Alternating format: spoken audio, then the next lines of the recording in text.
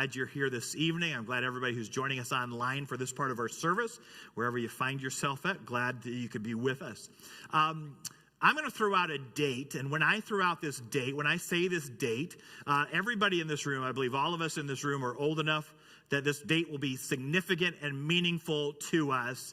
And as soon as I tell you the date, you're going to have a feeling, you're going to have a memory, you're going to have some kind of reaction to this date. And that date is September 11th, 2001. Yeah, everybody in the room, you're like, oh, I remember that like that was yesterday, right? I mean, we all remember wherever you were at, whatever you were doing, you'll remember when you heard the news about 9/11 and the planes flying into the Twin Towers, the attack on the Pentagon, the other plane that was overtaken by terrorists crashing into the field in Pennsylvania. You have a memory of that. You know where you were. You know what you were doing in that moment. That date's important to me. My wife and my what is now is our oldest daughter, the only daughter at that time, were getting ready to board an airplane on that morning. So we felt the intensity of that day, and it really was this unbelievable, this inconceivable moment in our lives and in our history. And now, if you've lived long enough, you've had a few of those moments. You might have December 7th, 1941, Pearl Harbor Day. You might remember where you were when JFK got shot. You might remember when the Space Shuttle Challenger blew up as it re-entered. You have those memories of what would just seemingly be something that crashed the calm and the serenity of your life. And it was like, I can't believe this. I could have never imagined, I could have never thought something like this could have happened on September 11th. It was that moment of, how could this happen in America? How could terrorists do this to our country? And we had all those questions in our life, and it was this inconceivable moment. And tonight in Psalm 74, we want to talk about when the inconceivable happens. What do we do in our life when we have a crisis, when we have something you couldn't prepare for, you couldn't get yourself ready for? It came out of the blue. It was unimagined, unthinkable. It was inconceivable. Now, because our staff, and you know our staff. I mean, I always think about our staff, and they're great. Some pastors would quote scriptures like how Jacob leaned on his staff and died. That's a joke. I would never tell that joke about the staff here. But our staff, we were praying this morning, and we were talking about, hey, Pastor Riley, what are you doing in youth tonight? Hey, Pastor Ryder, what are you doing in kids tonight? Hey, in adults, we're talking about when the inconceivable happens. And all of our staff, this is to tell you how spiritual our staff is, they all immediately thought of a movie. Does anybody know what the movie is? That's Inconceivable. Do you know the movie? Okay. I won the bet. I said you guys wouldn't know the movie, and they said, oh yeah, they will. It's a famous movie. It's The Princess Bride back in the 80s. Anybody? Okay. Go watch that movie. It's a great movie. But there's a character in the movie who keeps saying, that's inconceivable. That's inconceivable. And so tonight we all have events that happen in our life that are those inconceivable moments of like, how? What do we do? I don't even know what to, I'm just at a loss because I could have never imagined something like this happens. For the Jewish people here in Psalm 74, the inconceivable happened to them in 586 BC. In 586 BC, the Babylonians under King Nebuchadnezzar captured Jerusalem, their capital. The Babylonians destroyed the temple. They burned it to the ground. They tore down all the walls of the city and exiled all the people of Israel off into foreign lands. It was inconceivable. They thought God would never let that happen to them because it's Jerusalem. It's the holy city. We've got the temple here. It doesn't matter what we do. As long as we have the temple, we're going to be okay. But on that day, the inconceivable happened to them. In 2 Kings, you can look at the screen here tonight, but 2 Kings chapter 25, verse 8 through 11, it says, in the 5th month, on the 7th day of the month, that was the 19th year of King Nebuchadnezzar, king of Babylon. So it's kind of giving us our timestamp of when this happened. Nebuzaradan, the captain of the bodyguard, a servant of the king of Babylon, came to Jerusalem. He burned the house of the Lord and the king's house and all the houses of Jerusalem. Every great house was burned down. And all the army of the Chaldeans, that's just another name for Babylonians, all the army of the Chaldeans who were with the captain of the guard, broke down the walls around Jerusalem. And the rest of the people who were left in the city and the deserters who had deserted to the king of Babylon, together with the rest of the multitude, Nebuzaradan, the captain of the guard, carried into exile. And for 70 years, the Jewish people will be exiled in Babylon. It is history-making. It is life-altering. How could this happen to the people of God? Why would this happen? God, why would you let this happen? All the questions that fill our mind when those things happen were in their minds also. And thankfully, we have the scripture that recorded this prayer of someone who is responding and reacting to this event that is taking place. And so we want to look at Psalm 74. And the first thing we're going to do is look at the superscription. That's the line above the first verse of scripture. The verses are enumerated 1, 2, 3, 4 in that. But this little subtitle superscription here says a maskil of Asaph, a maskil of Asaph. Now, maskil is a Hebrew word that's written in Hebrew originally. It doesn't get translated over. It gets transliterated. We just kind of anglicize it, bring it into English as much as possible. And we're not really sure what that word means. Most likely it's some kind of a musical term or some kind of a song that this particular prayer would have been set to. And so most likely it's some kind of musical notation that they would know about.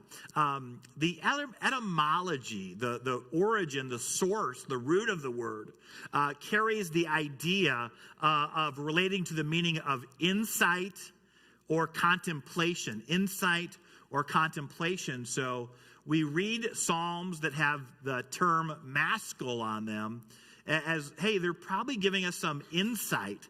Hey, there's something to think about. There's some contemplation we need to have with what is being said here. Don't just read it quickly and move on, but contemplate, consider, think about this, what is being read. And it is of Asaph. We were introduced to Asaph back in Psalm 50, but in more recent time, Psalm 73. In fact, he's going to write 12. He's going to be accredited or attributed 12 Psalms, Psalm 50, Psalm 73 through 83. So several of the next ones are all Asaph Psalms. Now, Asaph is a contemporary of King David. And we know, according to the Psalm sequence we've been walking through, that David's last prayer is in Psalm 72.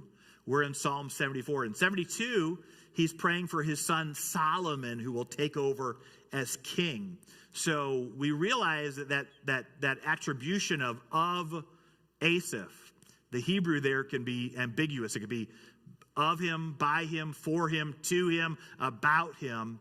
And obviously, since this psalm has a context about events that are going to happen much later than David's lifetime, we're going to understand that this is probably dedicated to him, or it's of his musical style. His sons and descendants continued on in temple worship after he was the leader of that for a few generations here till the Babylonian captivity. So we don't assume that it means he wrote it, because it's out of time chronologically for him. And so we realize, okay, so this is probably one of his descendants or someone who's trained in the school of worship like he was under his tutelage and that wrote this and composed this at a much later time. And in this psalm, we're going to see a few components, segments of this psalm. The first one is this: there is a complaint. It opens with a complaint in verses 1 through 3. In verse 1, Psalm 74, verse 1, it says, "O God, why do you cast us off forever? Why does your anger smoke against the sheep of your pasture? They have seen their temple destroyed. They have been ripped from their home and taken as foreigners into a strange land." And they're thinking, how long? Why has this happened to us? And notice the term. Is this forever? God, it's 70 years total, but we don't know at what point this was written, but we know that for them it was like, this is forever. It just goes on and on and on and on. And God, when will it stop? And then it's like, why, God, is the smoke, the anger, why does your anger smoke against the sheep of your pasture? This image of the Lord is my shepherd, and we're the sheep of his pasture. God, why would you be angry at your sheep, of your shepherd that you shepherd over? Why would you be angry with them? And how long will you be angry with them? Obviously, you're angry because you let the temple be destroyed. In verse 2, he says, "Remember your congregation, which you have purchased of old, which you have redeemed to be the tribe of your heritage. Remember Mount Zion, where you have dwelt." Mount Zion is another name for Jerusalem, where the temple was. And he says, God, would you just remember us? You remember us, your sheep, your congregation? You purchased us. You redeemed us. And that language there of purchasing and redeeming would be borrowed from when Moses led the people of Israel out of the bondage of Egypt hundreds of years earlier than this. In the Song of Moses in Exodus chapter 15, those words are used together to talk about how God has purchased and redeemed them out of Egypt to go into the promised land. And so we realize that the Jewish people, while they're in exile, they're looking back to the time they had been in Egypt as slaves, and they are looking for a new exodus, a new return back to the promised land. And that had begun to be their thought process and their way of thinking about the captivity as they related it back to the captivity in Egypt. In verse 3, he says this: "Direct your steps to the perpetual ruins." The perpetual ruins. That word in the original language in Hebrew is the same word that was used as forever in verse 1. And so it's perpetual. It's ongoing. It seems like it's been ruined forever. What are the ruins, the perpetual ruins that he's talking about? He says the enemy has destroyed everything in the sanctuary. They have destroyed the sanctuary, the holy place, the temple, and he says, God, would you come and take notice of that? Would you direct your steps back to the sanctuary, and would you look at what they've done to your sanctuary? Now, in Psalm 73, I know this is 2 weeks ago, we had a little break last week, but in Psalm 73, we talked about why do bad things happen to good people, or why do good things happen to bad people? And remember, the psalmist, Asaph, was saying, it's like the wicked people, the people who are wrong or bad, they don't have any trouble in life. Everything is good with them. They never get sick. They never have an ache or pain. They never go without. They just always, their life is good until they die. And he was struggling with, hey, I'm trying to do the right thing. I'm trying to live for God, and I'm struggling and got these problems in my life. And he's wrestling with those issues like all of us have. Well, let's just go back to Psalm 73 for a moment, if you would. And let's look at verse 16 through 19. Psalm 73, verse 16 through 19. And here, the same attribution of Asaph, he says this: "But when I thought how to understand this, when I thought about why good things happen to bad people, but bad things happen to good people, it seemed to me a wearisome task." He said, it wore me out. It was too difficult. My mind could not wrap itself around why that would happen. Verse 17, until I went into the sanctuary of God, then I discerned their end. Truly you set them in slippery places. You make them fall to ruins, which ruins has been used earlier in Psalm 74. How they are destroyed in a moment, swept away utterly by your terrors. And he said, I wrestled with us until I went in the sanctuary. And when I got to the sanctuary, I realized that the wicked, the unfaithful, that they're on a slippery slope. And in a moment, they'll be swept away. God will bring his judgment. And in that context of Psalm 73, we're all thinking, like them, that it's like, hey, of course, we're the good guys. And the enemy, those are the bad guys. But when we read Psalm 74 right after Psalm 73, and we see these links of language and sanctuary, ruin. There's several carryover vocabulary to give us this connectivity of these Psalms.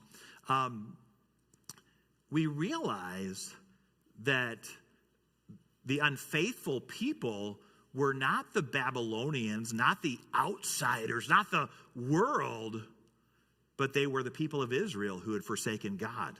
Look at verse 27 and 28 of Psalm 73. Psalm 73, verse 27 and 28. For behold, those who are far from you shall perish. You put an end to everyone who is unfaithful to you. But as for me, it's good to be near God. I have made the Lord my God my refuge, that I may tell of all of your works. So we realize that the unfaithful were not the outsiders, the Babylonians, the enemies outside, but it was God's people who were unfaithful, that they had turned away from God. And Psalm 73 talks about how they were envious of the wicked and wanted to be like them, and they couldn't get their fill of them. They just drank it all up, is what the language there in Psalm 73 said. And so maybe when he went into the sanctuary and he understood was when he went to the sanctuary that had been burned down, and he realized, yes, judgment had come on the unfaithful, but it was the unfaithful of the people of Israel, not the unfaithful outsider who was of the Babylonians. And that makes us understand, okay, the real issue is not so much the sin in the world out there as much as it is the sin inside of here, inside of me and the people of God. So we have a complaint that opens up the psalm, and then we have a crisis, and he goes into verse 4, and he says, your foes have roared in the midst of your meeting place. They set up their own signs for signs. They put their own banners up. They put their own flags up. They took down the flag of Israel and put up the Babylonian flag or whatever gods they were worshiping. They put those signs up in the sanctuary. Verse 5, they were like those who swung axes in the forest of trees, and all the carved wood they broke down with hatchets and hammers. So the temple was made out of wood. It was overlaid with gold, had gold covering over it.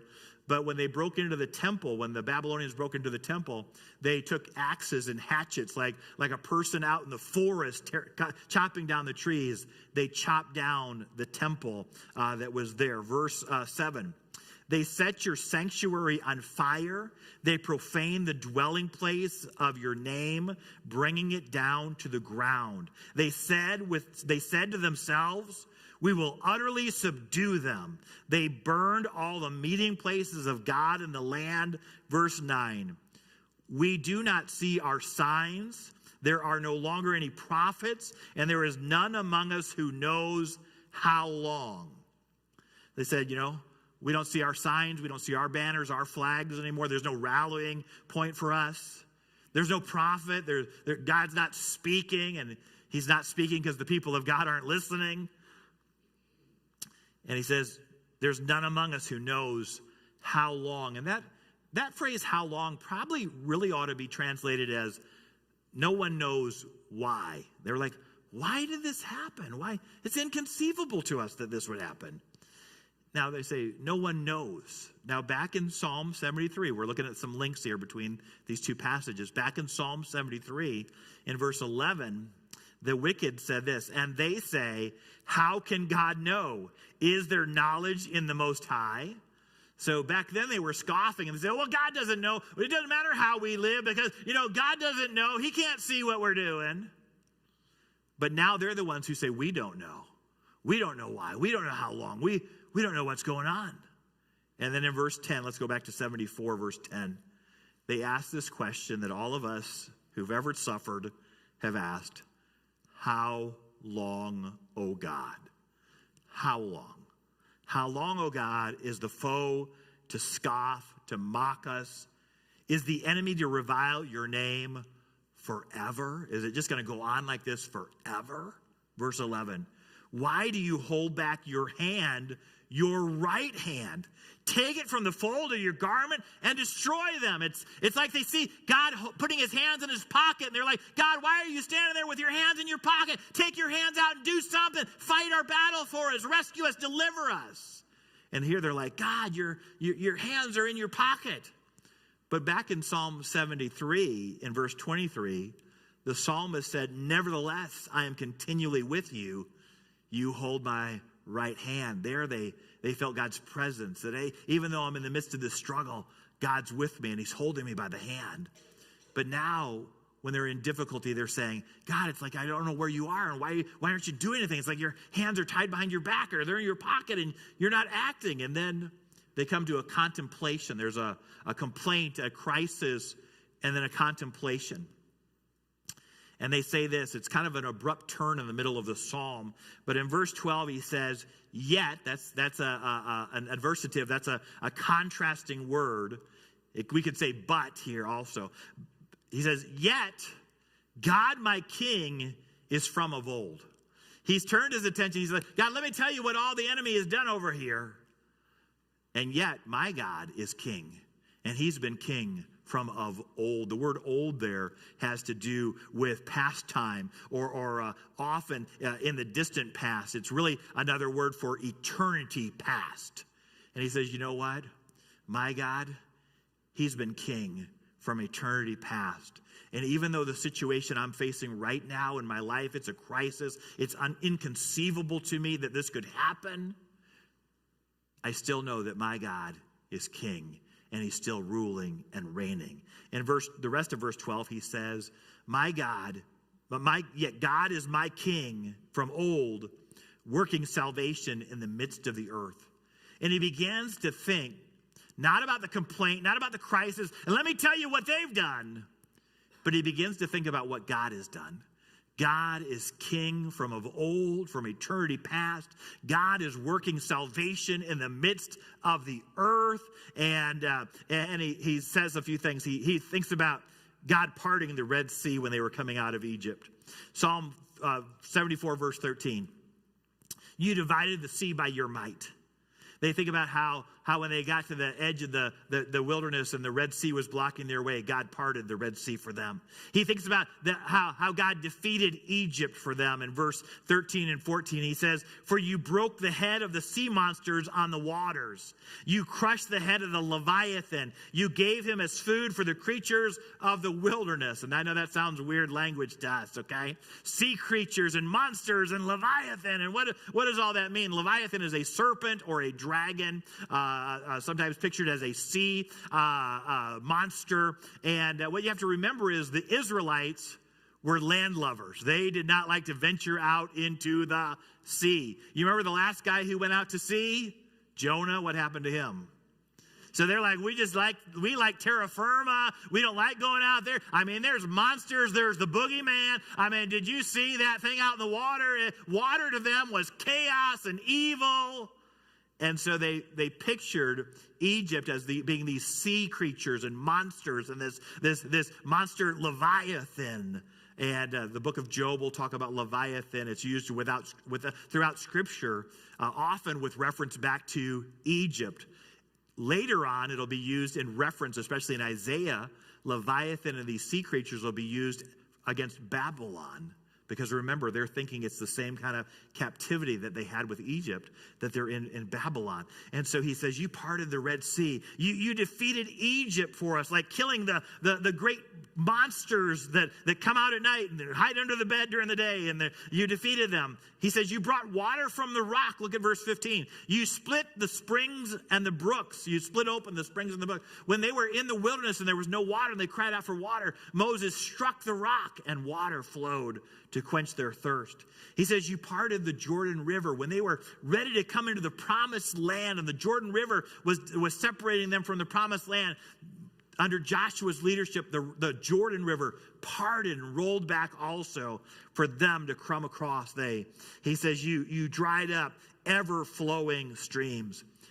And then if thinking about the Exodus from Egypt wasn't enough, he goes all the way back to creation. He says, my God, he's not only the deliverer, but in fact, he's the creator. And in verse 16, he says, yours is the day, yours is also the night. You have established the heavenly lights and the sun. You have fixed all the boundaries of the earth. You have made summer and winter. He's saying, God, you're the one who set the stars in the outer space. You're the one who put the sun and the moon there. You're the one who established the boundaries, the weather, the seasons. He's going back to creation and saying, listen, my God, he's all powerful. He can rescue us. He can deliver us. And back in Psalm 73, they close in verse 28. Psalm 73, verse 28. He says, but as for me, it's good to be near God. I have made the Lord God my refuge, that I may tell of all your works. Well, in Psalm 74, the verses we just read, is he's telling of all God's works. He's telling all how God has brought salvation in the midst of the earth. And then fourth and finally, as he wraps up this psalm, there's a call to action. He's going to call on God. He's begun with a complaint. He's described the crisis that he's in his life. Then he's become contemplative. He's begun to think about, I'm thinking about all the problems, but really, I need to think about God, who's king and has been reigning and ruling from eternity past. And look at all the things he's done to save and deliver and rescue and provide for us. And then that brings him to a place where he's ready to call on God, a call to action. And in verse 18, he says, remember. There's a few times in Psalm 74 that he says, remember. But he says, remember this, O Lord, how the enemy scoffs and a foolish people revile your name. This is an example of Hebrew parallelism, where one line says one thing and the second line says something similar but nuances it a little differently. So in the first line, it says, remember this, O Lord, how the enemy scoffs. And we might say, well, who is the enemy and what are they scoffing about?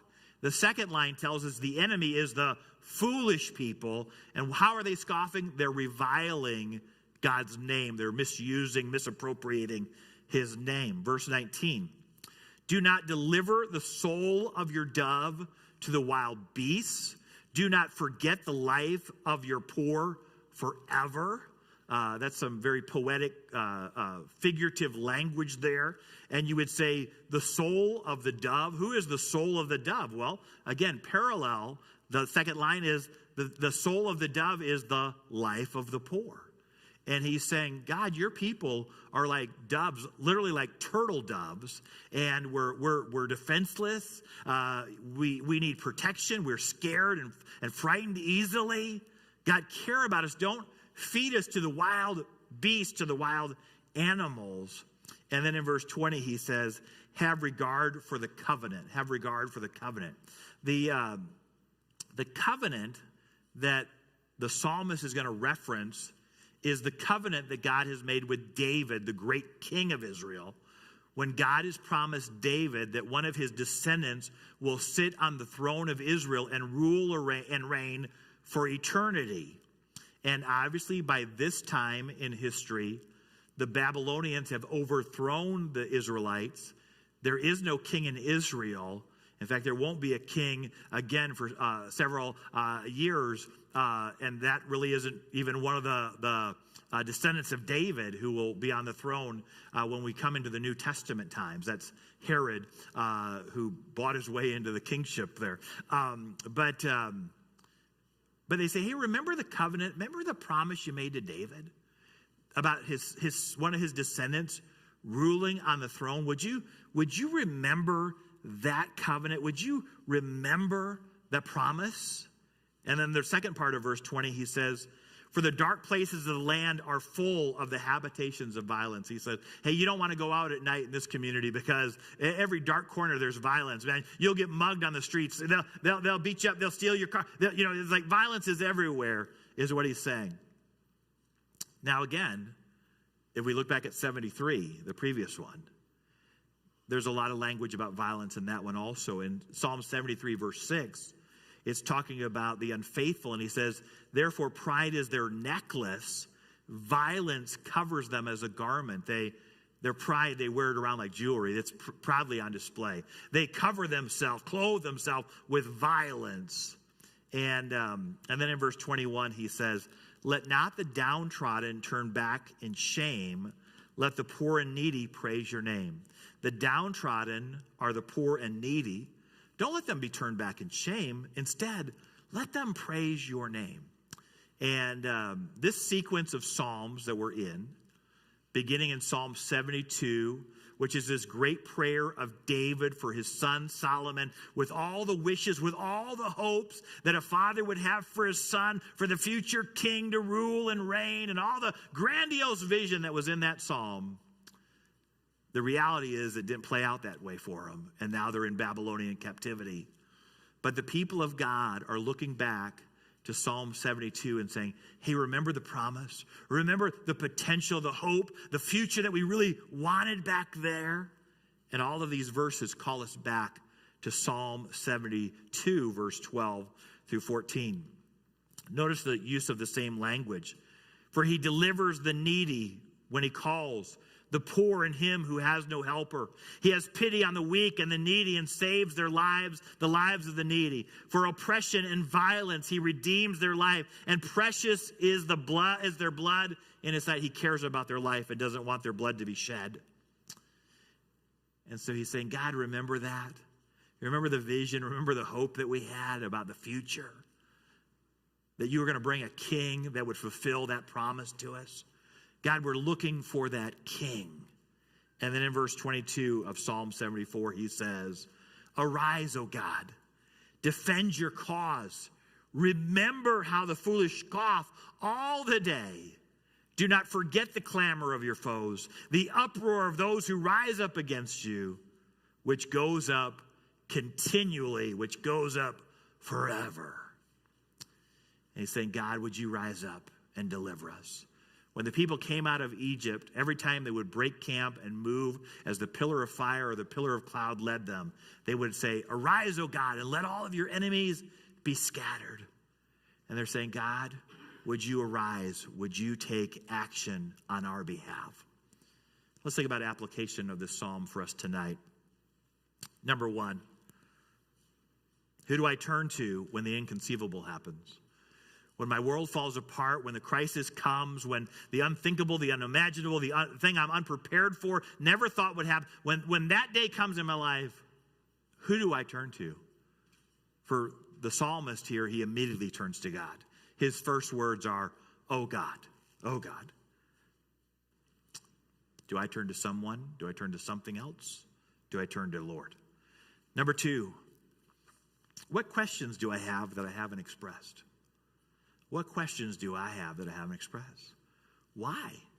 How? How long? And sometimes in our life, we feel like, oh no, I can't say that to God. I can't talk to God like that. You know, what would God do if I questioned him or if I asked something like that? Well, hey, you're okay because people in the Bible did it. We've got a record here tonight of the psalmist. And that's what the Psalms do, is they free us to express everything in our human life to God and say, God, I don't understand, and why, and how long is this going to be? And maybe you've been holding back some questions in your life, and I'm like, oh, I can't ask that. I can't say that. And tonight the Psalms would free you to be like, hey, just give it all to the Lord tonight. Number three, what do I need to remind the Lord about? 3 times in that passage, he says, remember, remember, remember. What do I need to remind God? God, remember that promise you gave me. God, you remember when you spoke to my heart and you said my family would be saved, or you were going to heal me. Or God, remember when what do I need to remind the Lord about tonight? Number 4, what do I need to remind myself about tonight? What do I need to begin to think about and say, that God, my King, is of old. He's working salvation in the midst of the earth.